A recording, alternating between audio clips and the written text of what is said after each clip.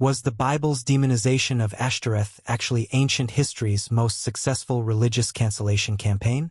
What if the abomination, condemned by biblical prophets, was actually the sacred feminine principle deliberately erased from Israelite religion? The dramatic transformation of Ashtoreth from venerated goddess to demonic entity represents one of the most profound theological reversals in religious history. This troubling metamorphosis forces us to confront uncomfortable questions. Did the biblical authors deliberately villainize a goddess who empowered women? Was monotheism built upon the deliberate suppression of feminine divine power? And most provocatively, did ancient Israelites actually worship a divine couple rather than a solitary male deity before religious reformers rewrote their theological history? Archaeological evidence tells a story strikingly different from the biblical narrative. Across ancient Israel and Judah, thousands of female figurines, widely identified as representations of Ashtoreth, also known as Astarte, Ishtar, or Inanna, have been excavated from household shrines dating from the 10th to 6th centuries BCE. These aren't marginal cult objects but ubiquitous religious artifacts found in nearly 60% of excavated Israelite homes, suggesting her worship wasn't some foreign intrusion but a cornerstone of everyday religious practice. The biblical texts themselves betray this reality. When King Josiah cleansed the Jerusalem temple, he removed the vessels made for Baal, for Asherah, and for all the host of heaven, 2 Kings 23 verse 4. Revealing these deities had been enshrined in the very heart of official Israelite worship. The repeated condemnations of Ashtoreth worship throughout Kings and Chronicles don't indicate occasional backsliding but a persistent religious tradition that refused to die despite elite opposition. Most telling is Jeremiah's account of Judean refugees in Egypt who openly defied his condemnation of their offerings to the Queen of Heaven. These women boldly declared, "We will certainly do everything we vowed to do. Burn incense to the Queen of Heaven and pour out drink offerings to her, just as we and our ancestors, our kings and our officials did in the towns of Judah and in the streets of Jerusalem. At that time we had plenty of food and were well off and suffered no harm." Jeremiah 44 verse 17. This remarkable passage preserves the voice of Ashtoreth's devotees, who explicitly connected their prosperity to her worship and traced her veneration to the highest levels of society. The archaeological record reveals something the biblical text attempts to obscure, that Ashtoreth wasn't merely tolerated but celebrated across all levels of Israelite society. Inscriptions from Kuntalit Ajrud, 8th century BCE, reference Yahweh and his Asherah, suggesting a divine couple rather than a solitary male deity. The Elephantine papyri similarly mention Anat Yahu, a goddess associated with Yahweh in the Jewish military colony in Egypt. These textual discoveries, along with thousands of goddess figurines, paint a picture of Israelite religion vastly different from the monotheistic portrait later developed. The transformation began in earnest during the religious reforms of King Josiah, 7th century BCE, intensified during the Babylonian exile, and culminated in the post-exilic period when the Hebrew Bible took its final form. This wasn't merely theological evolution but a calculated program to establish male-centered monotheism by demonizing the divine feminine. Ashtoreth and other goddess figures weren't simply demoted, they were reconceptualized as foreign corruptions that had led Israel astray from its original pure monotheism. This narrative reversal served multiple purposes. Politically, it provided a theological explanation for national catastrophes like the Assyrian and Babylonian conquests. By blaming these disasters on apostasy through goddess worship, religious authorities could maintain Yahweh's supremacy while explaining away military defeats. Socially, it consolidated power in the hands of an exclusively male priesthood, eliminating competing religious authorities, particularly women who likely played significant roles in Ashtoreth's cult. The linguistic transformation is equally revealing. The biblical authors frequently distorted the goddess's name, connecting Ashtoreth to the Hebrew word bashith, meaning shame. This wordplay, turning Astarte into Ashtoreth, wasn't accidental but a deliberate attempt to associate the goddess with disgrace. Similar techniques were applied to Baal, whose name was sometimes rendered as Bashith in biblical texts. This linguistic manipulation represents one of history's earliest documented propaganda campaigns. What makes this transformation particularly striking is how completely it succeeded. Despite archaeological evidence showing Ashtoreth's centrality to pre-exilic Israelite religion, later Jewish and Christian traditions completely accepted the biblical portrayal of her worship as a foreign corruption. The goddess who had once been revered as a provider of fertility, prosperity, and protection became permanently cast as a demonic force leading the faithful astray. This erasure had profound consequences for women's religious authority. As the divine feminine was systematically removed from officially sanctioned worship, women's roles in religious leadership diminished correspondingly. The biblical emphasis on male priests, prophets, and patriarchs effectively constructed a religious hierarchy that mirrored and reinforced social patriarchy. Perhaps most provocatively, evidence suggests that early Israelite religion may have recognized Yahweh and Ashtoreth as a divine couple, similar to other ancient Near Eastern pantheons where male and female deities ruled jointly. The Ugaritic texts reveal that El, a name also used for God in the Hebrew Bible, was paired with the goddess Atharat, linguistically connected to Asherah/Ashtoreth.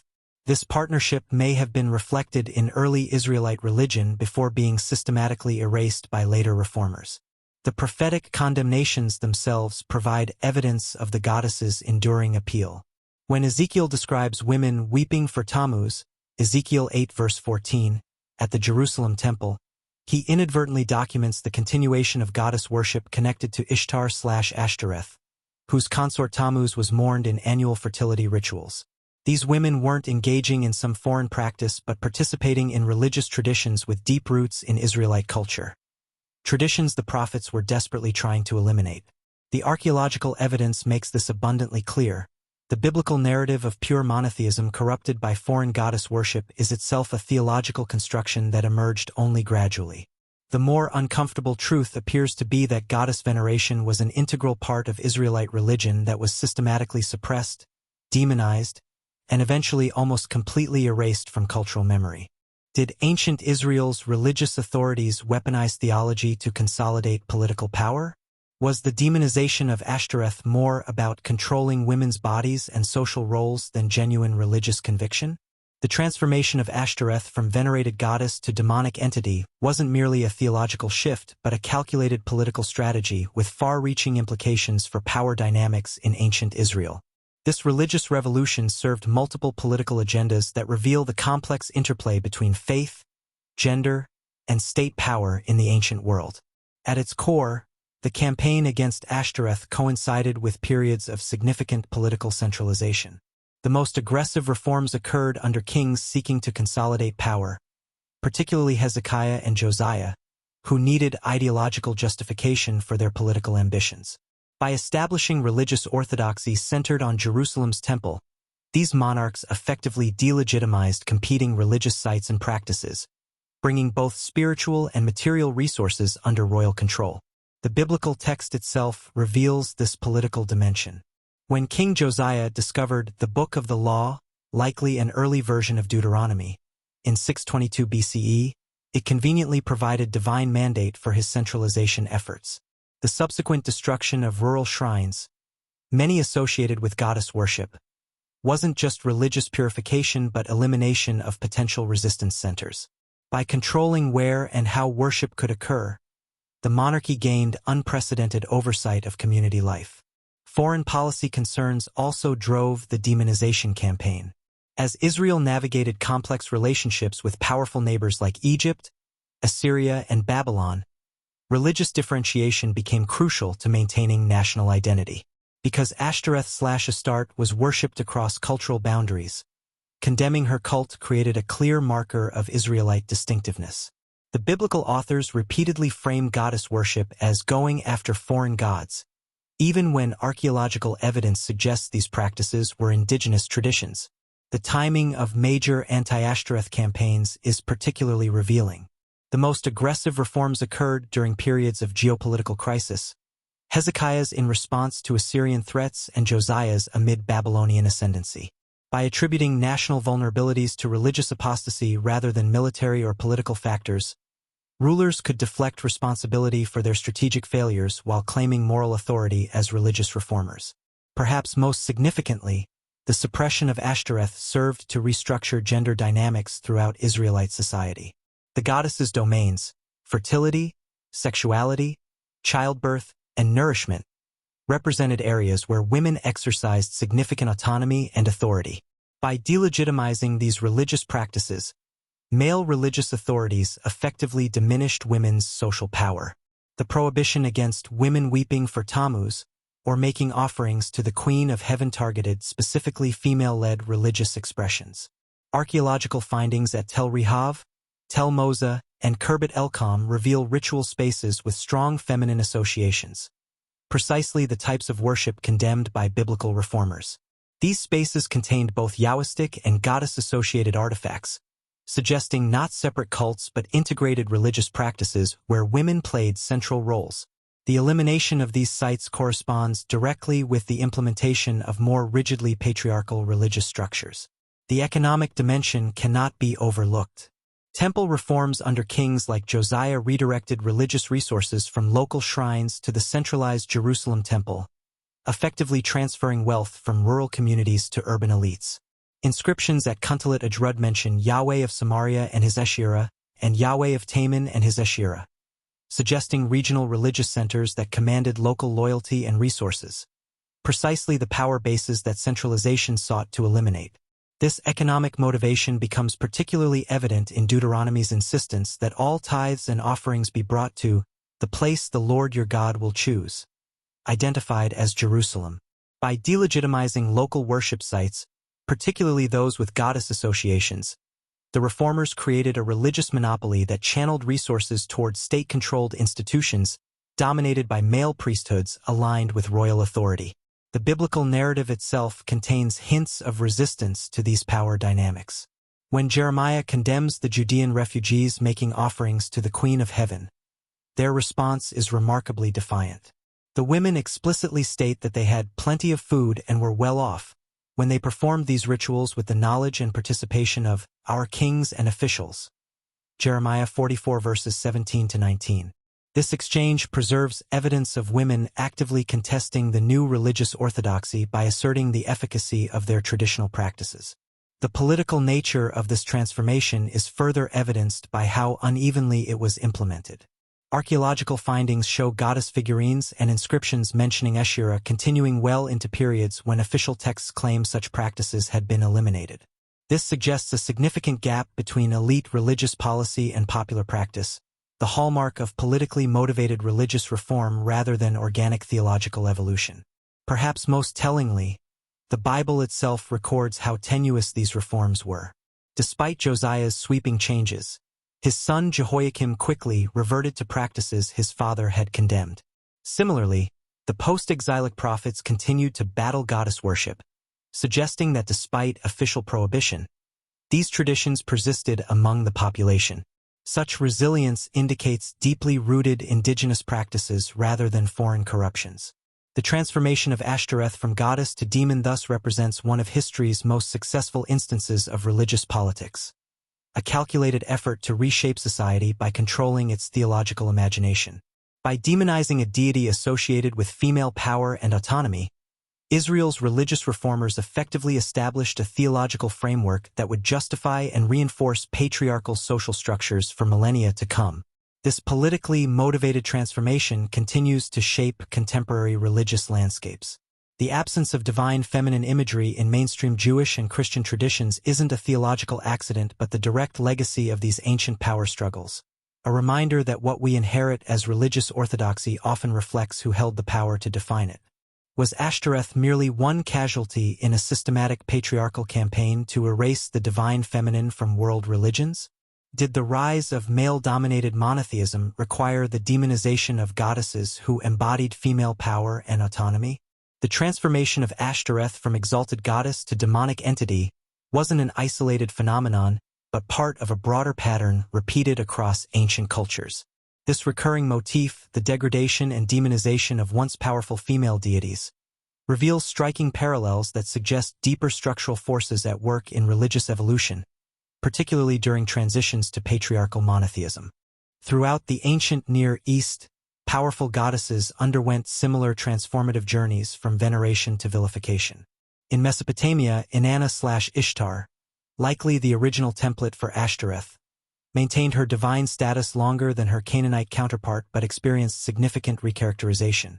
Initially portrayed as a multidimensional deity governing both life-giving fertility and battlefield prowess, later traditions increasingly emphasized her destructive aspects. By the Neo-Assyrian period, inscriptions focused more on her warlike nature than her nurturing qualities, reflecting shifting cultural attitudes toward female power. Egypt provides another illuminating parallel. The goddess Hathor, once celebrated as the embodiment of joy, music, and motherhood, became increasingly associated with her destructive aspect as Sekhmet, the lioness goddess who nearly annihilated humanity in Egyptian mythology. The famous myth of the heavenly cow describes how Ra had to trick Sekhmet with blood-colored beer to prevent her from destroying all humans, a narrative that portrays female divine power as dangerous and requiring male control, mirroring the biblical treatment of Ashtoreth. Perhaps most striking is the Greek transformation of earth goddesses. Figures like Hera, originally powerful pre-Hellenic deities, became diminished and problematized in classical Greek mythology. Hera's reduction from independent goddess to Zeus's jealous wife parallels how Ashtoreth went from Yahweh's consort to his adversary. Similarly, chthonic goddesses like Hecate underwent dramatic reputational shifts, beginning as powerful guardians of crossroads and childbirth before becoming associated with sorcery and the underworld. The archaeological record reveals this pattern playing out across Mediterranean cultures. Excavations at Minoan sites show a civilization that appears to have centered goddess worship, with female deities prominently featured in religious iconography. After Mycenaean Greek influence, these female-centered religious expressions gave way to increasingly male-dominated pantheons. This process accelerated during classical antiquity, when philosophers increasingly conceptualized divinity in masculine terms. What makes these parallels particularly significant is their timing. The demotion of goddesses consistently coincides with periods of increasing political centralization, military expansion, and patriarchal consolidation. In Mesopotamia, Neo-Assyrian and Neo-Babylonian imperialism corresponded with shifts in Ishtar's portrayal. In Greece, the rise of the polis system and military states like Sparta and Athens accompanied the recharacterization of pre-Hellenic goddesses. In Israel, the most aggressive campaigns against Ashtoreth occurred under kings attempting to centralize power and establish military hegemony. This pattern suggests that the demonization of goddesses served specific socio-political functions beyond mere theological evolution. By reconceptualizing female divine power as dangerous or demonic, these cultures effectively created religious justification for limiting women's social and political authority. The transformation wasn't merely religious but provided ideological foundation for broader social reorganization. Linguistics further reveals this systematic pattern. Across multiple cultures, we find evidence of deliberate linguistic manipulation to associate formerly revered goddesses with negative concepts. The Hebrew transformation of Astarte to Ashtoreth to connect her with Bashith, shame, parallels how the Akkadian Alatu, lady, became associated with Galu, demon. Similar linguistic shifts occurred in Greek, where terms for pre-Hellenic goddesses acquired negative connotations over time. The psychological dimensions of this pattern are equally revealing. In cultures transitioning toward patriarchal structures, goddesses with sexual agency became particularly threatening. Inanna/Ishtar's sexual autonomy, like Ashtoreth's association with fertility rites, represented female power that patriarchal systems sought to contain. By recasting these sexually autonomous goddesses as dangerous or corrupting, religious authorities effectively sanctified new restrictions on women's bodily autonomy. The mythological narratives themselves betray this agenda. Across traditions, we find stories of dangerous goddesses who must be subdued by male deities. Marduk defeating Tiamat in Babylonian mythology, Zeus subduing various goddesses in Greek traditions, and Yahweh eliminating Asherah/Ashtoreth in biblical narrative. These aren't merely creation myths but ideological frameworks justifying new gender hierarchies through divine precedent. What makes the biblical demonization of Ashtoreth unique isn't the pattern itself but its thoroughness. While Mesopotamian and Egyptian traditions maintained ambivalent but still divine status for their goddesses, Israelite monotheism took the additional step of completely delegitimizing Ashtoreth's divinity. This more absolute transformation corresponded with monotheism's more absolute claims.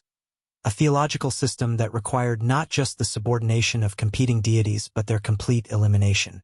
The implications of this pattern extend far beyond ancient history. The systematic erasure of goddess traditions created religious frameworks that continue to shape contemporary attitudes toward gender and power. Without divine feminine models, later religious traditions developed increasingly masculine conceptualizations of deity that reinforced patriarchal social structures. Recent archaeological discoveries further complicate this picture.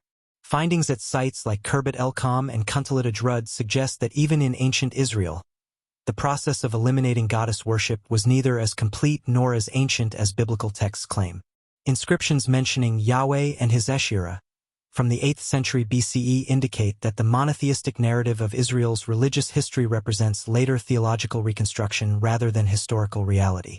The persistence of goddess veneration despite official condemnation, evidenced by continued production of female figurines well into periods of supposed religious purification, suggests powerful resistance to this theological transformation. This resistance itself reveals the political nature of goddess demonization. Truly organic religious evolution wouldn't have required such sustained suppression campaigns. Most provocatively, this cross-cultural pattern raises questions about monotheism itself. Did the concept of a single deity require the elimination of divine feminine principles precisely because monotheism developed within patriarchal contexts? The archaeological evidence suggests that early Israelite religion, like its neighbors, recognized both male and female divine principles before later reforms eliminated goddess worship. The transformation of Ashtoreth thus represents not an isolated biblical phenomenon but one manifestation of a broader pattern. The systematic reconceptualization of female divine power as chaotic, dangerous, or demonic. This pattern, repeated across cultures transitioning toward increasingly patriarchal structures, reveals how theology served as a powerful tool for reshaping social realities and justifying new gender hierarchies that continue to influence contemporary religious traditions.